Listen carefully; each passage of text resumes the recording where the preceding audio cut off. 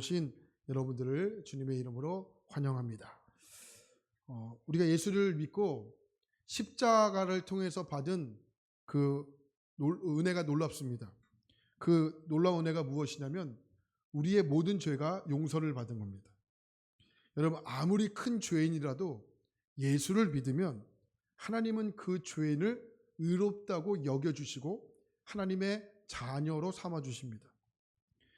여러분, 이것은요 매우 놀라운 은혜입니다. 근데 이것을 말씀드리면 이렇게 반응하는 분들이 있습니다. 그럼 이제부터 모든 죄가 용서를 받았기 때문에 죄를 지어도 괜찮겠네요? 맞습니까? 우리 죄가 용서를 받았으니까 이제부터는 마음껏 죄를 지어도 되는 겁니까? 그건 안 되는 거예요. 여러분, 그렇게 생각하는 것은 이 십자가의 은혜를 잘못 착각하는 겁니다. 여러분, 이렇게 생각하는 사람들이 있습니다. 그것이 우리가 한동안 그 문제가 되었던 구원파이죠. 구원파. 그들이 강조하는 것은 뭐냐면 십자가를 통하여 구원을 받았고 용서를 받았으니까 앞으로 어떻게 살든지 다 상관이 없다는 거예요. 만약 그들이 주장하는 대로 죄를 지었습니다. 그럼 회개할 필요가 있을까요? 없을까요? 없어요. 왜요? 모든 죄가 다 용서를 받았기 때문에. 여러분, 그들의 주장에 따르면 지금 하나님 앞에서 회개한다는 것은 뭐예요? 아직 구원을 못 받았다는 거잖아요. 그러니까 구원을 받은 우리는 회개할 필요가 없다는 거예요. 왜요? 십자가의 은혜로 우리의 모든 죄가 다 용서를 받았기 때문에. 근데 이거 잘못된 거죠. 아멘 하시면 안 돼요. 잘못된 거예요. 예수님께서 십자가에서 우리의 죄를 용서하신 은혜를 주신 이유가 무엇이냐면 우리가 죄를 용서받았으니 이제부터 안심하고 새로운 죄를 짓게 하기 위해서가 아니라는 거예요. 오히려 죄를 짓지 않도록 하기 위해서 하나님이 우리를 구원해 주신 거죠. 그래서 우리 사도 요한은 요한 1서 1장 7절에서 다음과 같이 말하고 있지 않습니까? 그가 빛 가운데 계신 것 같이 우리도 빛 가운데 행하면 우리가 서로 사귐이 있고 그 아들 예수의 피가 우리를 모든 죄에서 깨끗하게 하실 것이요. 여러분, 어두운 곳에 빛이 들어오는 순간 어둠은 곧바로 사라지지 않습니까? 그럼 하나님께서 우리를 빛 가운데 있게 하시려는 이유가 뭡니까? 우리의 모든 허물과 우리의 모든 죄를 다 드러내게 하시기 위해서 빛 가운데 나가려고 주님 말씀하시는 거예요. 오히려 뭐예요? 죄를 가지고 주 앞에 나가라는 거예요. 오히려 죄를 가지고 주님 앞에 나가야 우리의 죄가 용서받을 수 있다는 거예요. 할렐루야. 왜 우리가 죄를 드러내야 합니까? 우리가 살기 위해서 드러내야 돼요. 죄를 가지고서는 하나님의 영광을 드러내지 못하기 때문에 그렇습니까? 여러분, 만약에요 저와 여러분들이 하는 모든 말이 다 녹음되고 녹화된다고 생각해 보세요. 모르긴 몰라도 우리의 생각, 우리의 행동, 우리가 판단하는 모든 것들이 많은 부분 달라져 있을 겁니다. 오늘 말씀 1절을 볼까요? 자, 1절입니다. 한번 같이 보겠습니다. 시작. 나의 자녀들아, 내가 이것을 너희에게 쓰면 너희로 죄를 범하지 않게 하려 함이다. 만일 누가 죄를 범하여도 하나님 앞에서 우리에게 대언자가 있으니 곧 의로우신 예수 그리스도시다. 유진 피터슨이라는 사람이 쓴 메시지라는 성경을 보면 이렇게 말합니다. 사랑하는 자녀 여러분, 내가 이 편지를 쓰는 것은 여러분을 죄에서 이끌어내기 위해서입니다. 어디서 이끌어내기 위해서?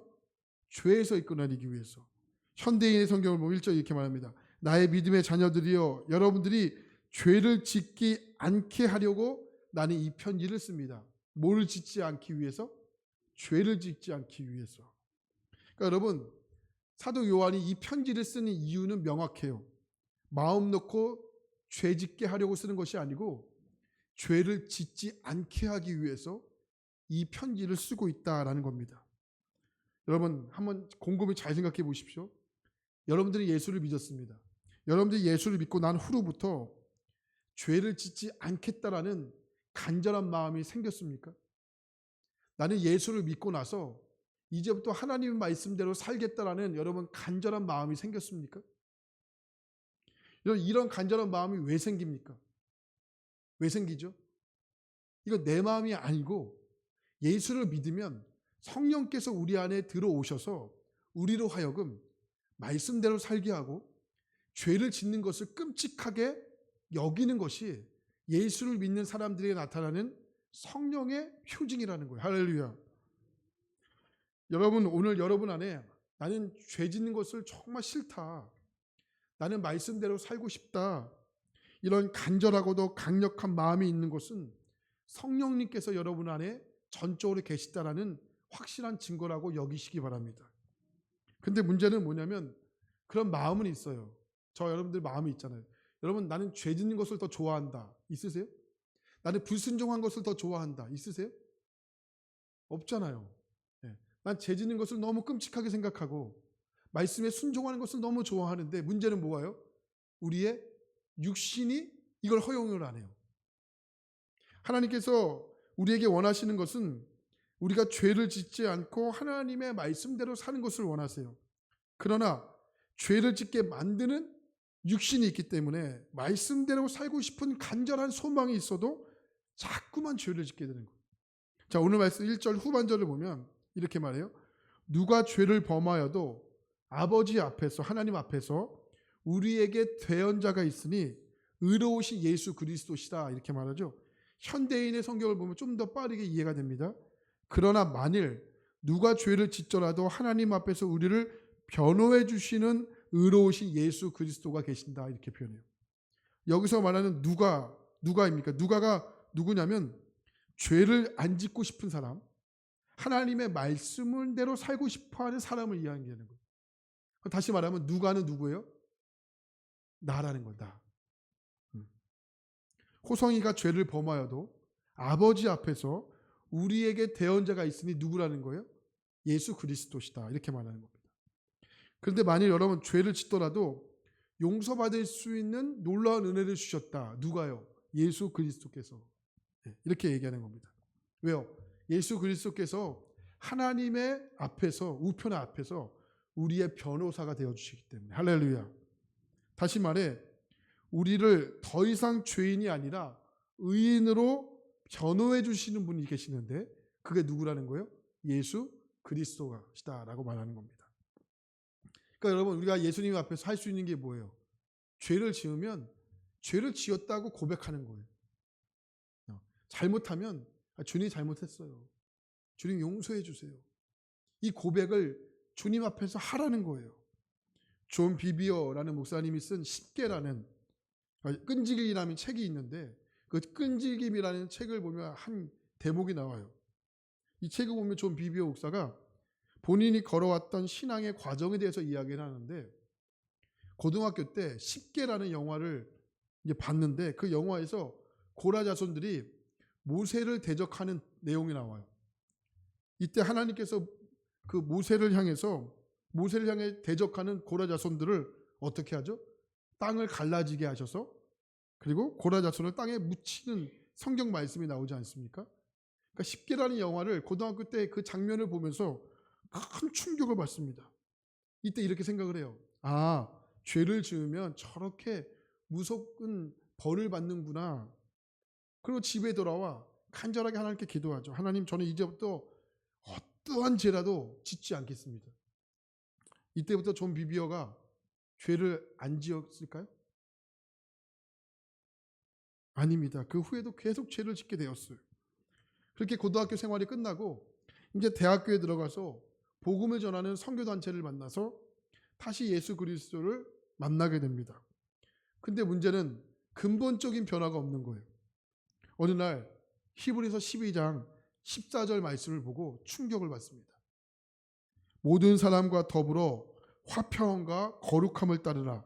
이것이 없이는 아무도 주를 보지 못한다. 한 번 더요. 모든 사람과 더불어 화평함과 거룩함을 따르라. 이것이 없이는 아무도 주를 보지 못한다. 거룩하지 않으면 아무도 주님을 만날 수가 없는 거구나. 그때부터 거룩하게 살기로 마음에 결심을 하게 됩니다. 실제로 거룩하게 살기보다는 율법주의자가 된 거예요. 남을 자꾸 비판하고 판단하는 상황이 된 거죠. 근데 어느 날 기도하던 중에 하나님의 강력한 마음이 임하게 돼요. 내 아들아, 거룩함은 육신의 행위로 이루어지는 것이 아니고 전적인 하나님의 은혜로 이루어지는 거다. 그러니까 죄를 짓지 않고 싶고 하나님의 말씀대로 살고 싶은 것은 예수님을 믿으면 우리 안에 일어나는 내적인 놀라운 변화입니다. 그 열매가 있어야 됩니다. 그 열매가 있어야 우리는 하나님의 자녀다라고 말할 수 있는 겁니다. 그런데 여러분, 죄를 짓지 않고 싶어하고 하나님의 말씀대로 실포하고 싶어하는 마음은 있지만 문제는 뭐예요? 이게 내 힘으로 돼요? 오늘부터 난 죄 짓지 않을 거야. 죄에서 떠날 거야. 죄야 가라. 그럼 죄가 도망갑니까? 안 그렇다는 거예요. 그죠? 그렇지 않다는 거예요. 그러니까 죄는요, 내가 마음을 먹는다고 결심한다고 독하게 마음 먹는다고 죄를 안 짓지가 않더라는 거죠. 그 역시 누가 해주셔야 돼요? 하나님이 해주셔야 된다는 거예요. 하나님이 우리에게 죄를 짓지 말라고 하시기보다는 죄를 짓지 않게 만들어주시는 분이에요. 할렐루야. 이것이 은혜라는 거예요. 그러나 이 은혜는요, 죄를 짓지 않고자 하는 갈망이 있어야 된다는 거예요. 할렐루야. 갈망이 없는 사람에게는 전혀 해당되지 않는 말씀이라는 거예요. 자, 오늘 말씀 3절과 4절 말씀 볼까요? 자, 같이 한번 보겠습니다. 시작. 우리가 그의 계명을 지키면 알 것이요. 4절. 그를 아노라 하고 그의 계명을 지키지 아니하는 자는 거짓말하는 자요, 진리가 그 속에 있지 아니하되. 4절 말씀 보니까 그를 아노라 라고 표현하죠. 여기서 그는 누구일까요? 하나님이시겠죠. 또한 안다라는 것은 재단에서 너무 많이 얘기했습니다. 이건 지식적으로 아는 것을 의미하는 단어가 아니에요. 이거는 실제적인 하나님을 만남을 통해서 주님을 안다라고 표현하는 거예요. 할렐루야. 내가 하나님을 안다면, 내가 하나님을 만났다면, 내가 하나님을 나의 구주로, 예수님을 나의 구주로 고백한다면, 그 주님의 성령님이 내 안에 계시다면 어떻게 된다는 거예요? 하나님의 계명을 지킨다라는 거예요. 할렐루야. 반대로 내가 하나님을 안다, 내가 하나님을 만났다, 하나님을 나의 구주로 고백했다. 그런데 계명을 지키지 않으면 그는 누구라는 거예요? 거짓말쟁이라는 거예요. 할렐루야. 하나님 말씀이요, 복잡하지 않아요. 명확해요. 쉬워요. 말씀을 지키면 하나님의 자녀고, 말씀을 안 지키면 거짓말쟁이라는 거예요. 할렐루야. 이거보다 더 쉬운 내용 설명이 있습니까? 쉬운 설명 없지요. 명확하죠. 우리가 어렵게 해석하는 거예요. 할렐루야. 하나님 말씀 쉬워요, 무지하게 쉬워요? 하나님의 말씀 쉬워요, 더럽게 쉬워요? 하나님 말씀 삐삐 쉽다고요. 엄청 쉽다고요. 근데 우리가 그 말씀을 어렵게 받아들이는 거예요. 필립 켈러가 쓴 목자가 본 23편이라는 책을 보면 파키스탄에서 일어났던 일을 기록하고 있어요. 어느 날 이 파키스탄 지역의 어느 사막 지역을 여행을 하는데 갑자기 폭우가 막 쏟아집니다. 갑자기 폭우가. 천둥 번개와 함께 폭우가 쏟아져요. 근데 갈 만한 곳이 없어요. 근데 어느 날 그 갈 만한 곳을 피하고 싶어도 피할 곳이 없는데, 근데 집이 하나 있는 거예요. 집주인의 양해를 얻어서 조그만한 원두막 같은 그 대피소에 피하게 돼요. 근데 그 원두막이요, 흙으로 이렇게 지었습니다. 이렇게 흙으로 지었습니다. 근데 원두막이니까 집이 얼마나 작겠어요. 이렇게 입구를 만들어 놨는데 쥐꼬리만하게 만들어 놓은 거예요. 들어가도 허리를 굽히고 들어가야 되고 아주 들어가기가 쉽지 않아요. 근데 비를 피해야 되니까 그 집에 들어가 비를 피하게 됩니다. 근데 온기를 유지하기 위해서 집안에 불을 피웠는데 그 연료로 저희처럼 나무가 있습니까? 땔감이 있습니까? 없겠죠. 저도 청년들과 함께 그 몽골 지역에 갔었는데, 그 몽골 지역에 갔더니 그 피우는 그 연료를 짐승의 그 분비물로 이렇게 연료를 피우더라고요. 근데 여러분, 짐승의 분뇨로 말린 것으로 연료를 피우니까 어떻게 되겠어요? 어떻게 돼요? 냄새가, 더러운 냄새가 나겠죠. 이 아주 암모니아보다 더 썩은 냄새가 나는 거예요. 근데 냄새가 나니까 나가지도 못하고 들어오지도 못하고 비는 쏟아지고 천둥 번개는 치죠. 냄새 때문에 있을 수는 없죠. 이렇게 고민하고 있는데 이 켈러의 마음속에 하나님이 이렇게 얘기하는 거죠. 켈러야, 너 지금 불편하지? 나가지도 못하고 들어오지도 못하고 밖에는 비가 폭풍이 번개가 천둥이 치고 안에서는 썩은 냄새가 나고. 근데 켈러야, 그거 알아? 내가 네 안에 있는 그 형편과 똑같아. 하나님의 말씀이 켈러에게 이렇게 임한 거. 그 음성을 듣고요, 켈러가 하나님 앞에 고꾸러집니다. 그리고 엎드려요. 하나님 잘못했다고. 하나님 죄송하다고. 누가 보이지 않는다고 내 마음을 함부로 했다고. 누가 판단하지 않는다고 내 마음을 그대로 방치했다고. 잠언 말씀을 4장 23절에 주님이 놀라운 말씀을 하세요. 생명이 너의 마음에서 난다. 생명이 어디서 난다고요? 너의 마음에서 난다. 여러분, 아무리 환경이 좋아도요, 마음이 지저분하면 삶이 힘듭니다. 여러분, 아무리 환경이 좋아도요, 마음이 어지러우면요, 그게 전쟁 같아요. 그래서 뭐라고 말하죠? 생명이 어디서 나온다? 마음에서 나온다. 그래서 여러분은 사도 요한은요, 우리가 하나님의 말씀을 지키는 것은 결국은 하나님을 마음으로부터 사랑하기 때문이다. 이렇게 표현하는 거예요. 5절 말씀 볼까요? 5절입니다. 시작. 누구든지 그의 마음을 지키는 자는 하나님의 사랑이 참으로 그 속에서 온전하게 되었나니 이로써 우리가 그의 안에 있는 줄을 아노라. 우리가 하나님을 사랑하기 때문에 하나님의 말씀대로 살고 싶어 하는 거예요. 아무리 재단에서 여러분 하나님 말씀대로 사세요. 아무리 하나님 말씀대로 사세요. 라고 여러분 수십 번 이야기해도 하나님을 사랑하지 않으면 말씀대로 못 삽니다. 근데 여러분 재단에서 그 말씀을 하지 않아도 하나님을 사랑하면 말씀대로 살고 싶어 하는 거예요. 그게 성경의 진리라고요. 그러니까 여러분 하나님을 먼저 사랑하세요. 그것이 사랑하지 못하면 기도하세요. 하나님, 저 하나님 사랑하게 해주세요. 하나님을 정말 사랑하게 해주세요. 하나님을 좋아하게 해주세요. 그러면 저절로 말씀대로 살고 싶어지는 거예요. 성경 그 말씀 하게 되는 거죠. 그래서 여러분 우리가요, 그 사람이 얼마나 하나님을 사랑하는 것을 보면 그 사람이 얼마나 말씀대로 순종하는 것은 알게 되는 거죠. 이런 의미에서 여러분 하나님을 얼마나 사랑하세요? 여러분 우리가 하나님의 뜻대로 살기 위해서는 먼저 따라해 볼까요? 하나님을 사랑해야 합니다. 하나님을 사랑해야 됩니다. 한 청년이요, 그 직장에서 있었던 이야기를 해주었던 이야기가 있어요. 그 청년이 다니는 이제 직장이 있는데, 직장 뭐 별의별 사람 다 있지 않습니까? 별의별 사람. 근데 예수를 믿는 사람들을 무너뜨리는 일을 사명으로 여겼던 것 같아요. 그러니까 예수를 믿는 사람들을 골라서 이렇게 뭐 회식 자리를 갖고 뭐 그런 일들이 빈번하게 일어나는 일이지 않겠습니까? 그러니까 우리 교회 다니는 청년도 이렇게 당당하게 예수를 믿는다라고 이렇게 고백을 했던 것 같아요. 근데 그러니까 그 친구만 골라서 괴롭히는 거죠. 못 살게 굴고 회식 자리 데리고 가고 크리스천이라고 이야기해도 이게 전혀 먹히지가 않는 거예요. 근데 그 청년과 제자 훈련을 함께 하는데 그 청년이 놀라운 고백을 하는 거예요.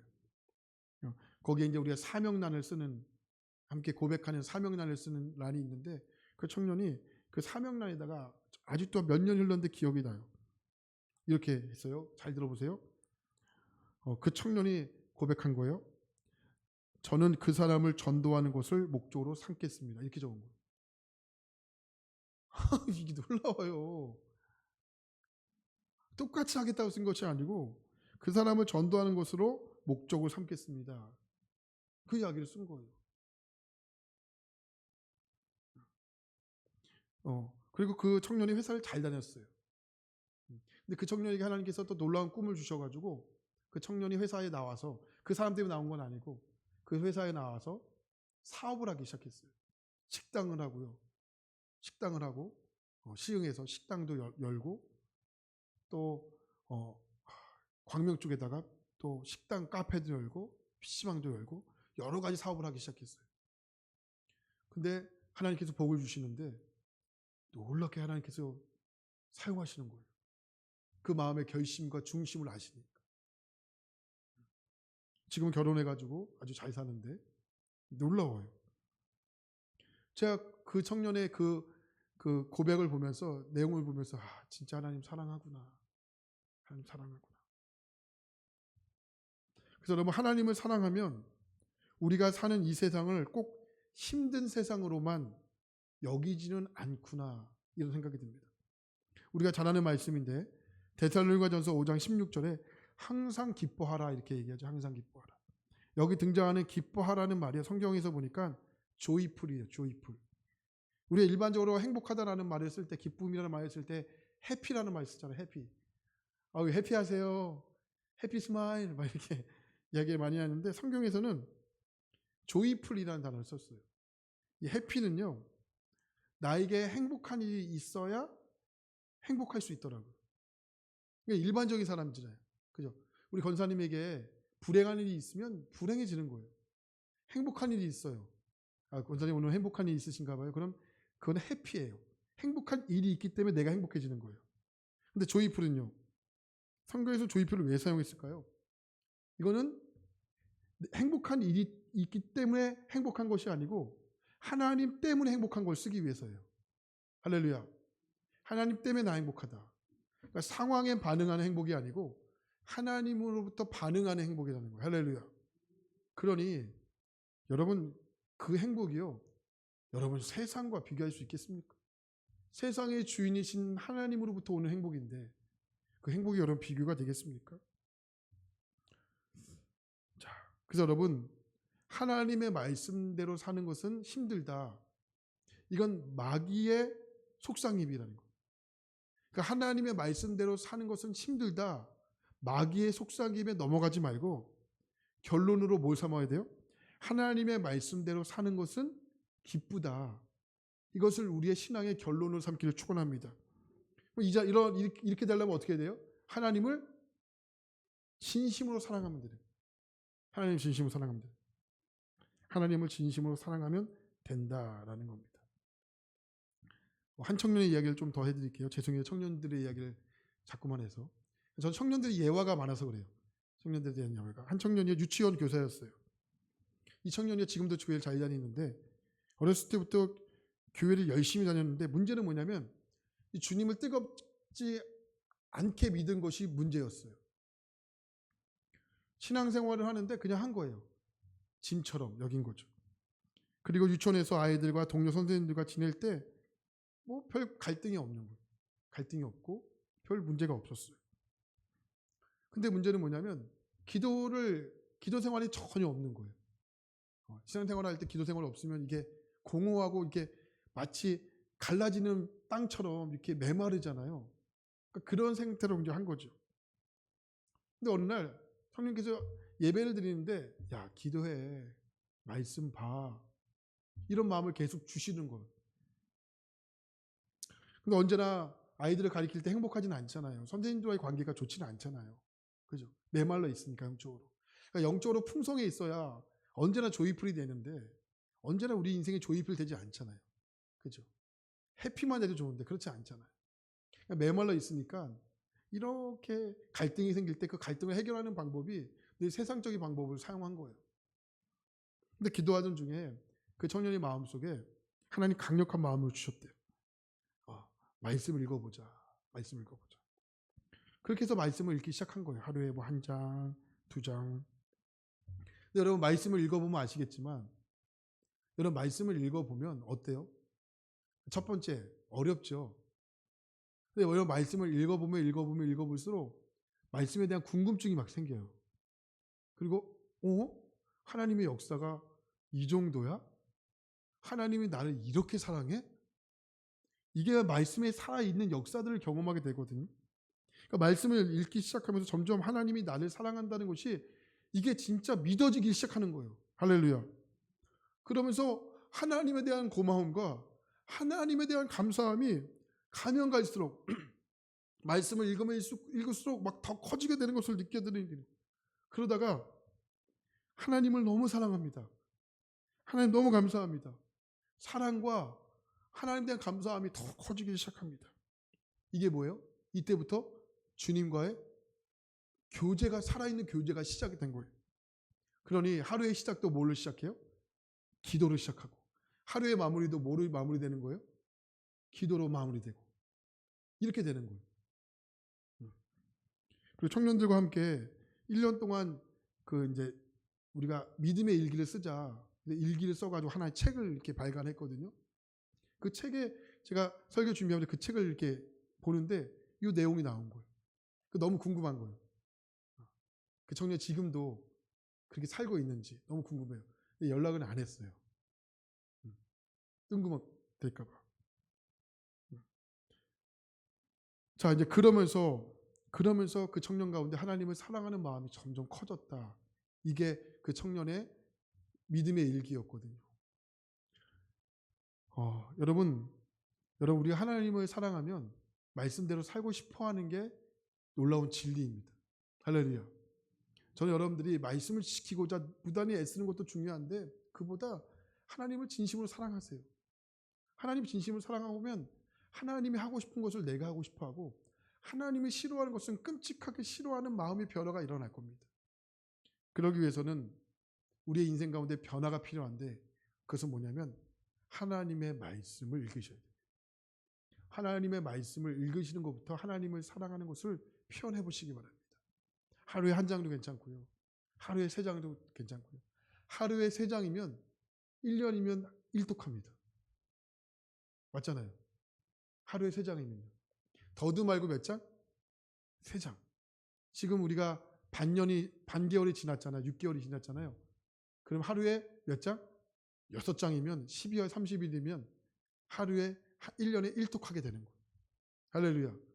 근데 하루에 3장이 쉬워요? 어려워요? 좋은 말에 대답하세요. 쉬워요? 어려워요? 쉬우면 쉽고 어려우면 어려워요.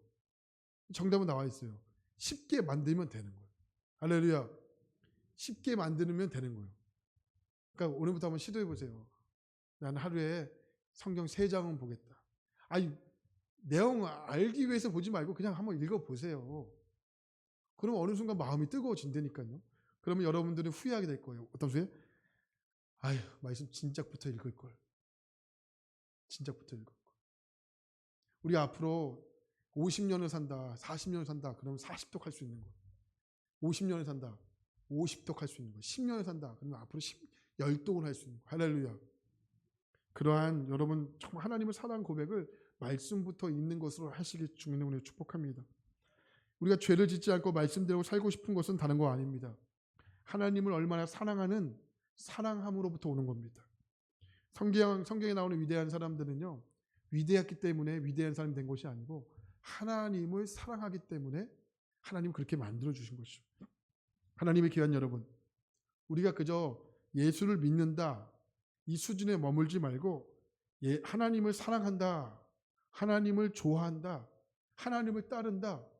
여러분 이렇게 정말 하나님을 따르는 하나님의 자녀 되기를 간절히 축원합니다. 죄를 짓지 않으려고 노력하기보다 하나님을 진심으로 사랑하려고 노력하세요. 야, 죄를 안 짓기 위해서 어떡하지? 여기에 머물러 있지 말고 하나님을 어떻게 사랑할까? 하나님을 어떻게 사랑하지? 여기에 묵상하게 되면 죄를 짓지 않게 되는 거예요. 할렐루야. 저는 한 주간 여러분 이 훈련을 많이 해보세요. 이번 한 주간 묵상들을 많이 해보세요. 하나님을 어떻게 사랑할까? 하나님을 어떻게 사랑하면 좋을까? 하나님을 사랑하면 얼마나 좋을까? 하나님을 사랑하는 쪽으로 여러분들의 생각을 고정하시고 여러분 묵상하시면 분명히 여러분 가운데 정말 하나님을 사랑하는 마음들이 일어나게 될 것입니다. 그리고 또 하나 도전해 봅시다. 뭘 도전하냐고요? 성경을 보는 거. 성경을 보는 거. 성경을 보는 거 하루에 3장이라도 좋고요. 우리 또 큐티 하잖아요. 그죠? 큐티 하잖아요. 그럼 큐티 말씀 붙잡고 큐티 하면 한 3시간 걸리죠? 한 5시간 걸리죠? 목사님 한 10시간 걸려요. 안 그래요. 그죠? 길면 30분. 겉핥식으로 하면 10분. 그 말씀 속에서 읽었던 말씀 뭐 쓰는 것도 중요한데 말씀 읽고 다가오는 말씀 붙잡고 기도하는 거예요. 하나님 오늘도 이렇게 살게 해주세요. 이렇게 살게 해주세요. 그리고 새벽 예배가 그 큐티 말씀으로 진행되지 않습니까? 뭐 하루 10분 또한 15분 정도 되는 하나님 말씀 새벽에 그거 듣고 못 나오시면 유튜브로 그거 듣고 하루 시작하세요. 그러면 하나님께서 말씀대로 놀랍게 역사하실 줄 믿습니다. 할렐루야. 하나님 사랑하세요. 또 이번 한 주가 말씀을 정말 통독하는 것을 목표로 세우시고 한번 시도해 보시기를 주님의 이름으로 축원합니다. 하나님을 사랑하면 말씀을 지키게 됩니다. 죄를 안 짓기 위해서 노력하기보다 하나님을 사랑하는 곳에 우리의 신앙의 목표를 가지고 나아갈 수 있도록 도와주시옵소서. 무더운 날씨 또 장마가 시작된다고 하죠.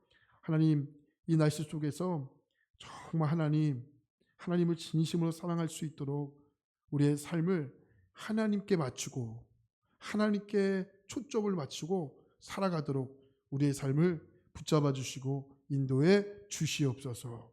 함께 하실 줄 믿고 감사드리며 예수 그리스도의 이름으로 간절히 기도합니다. 아멘.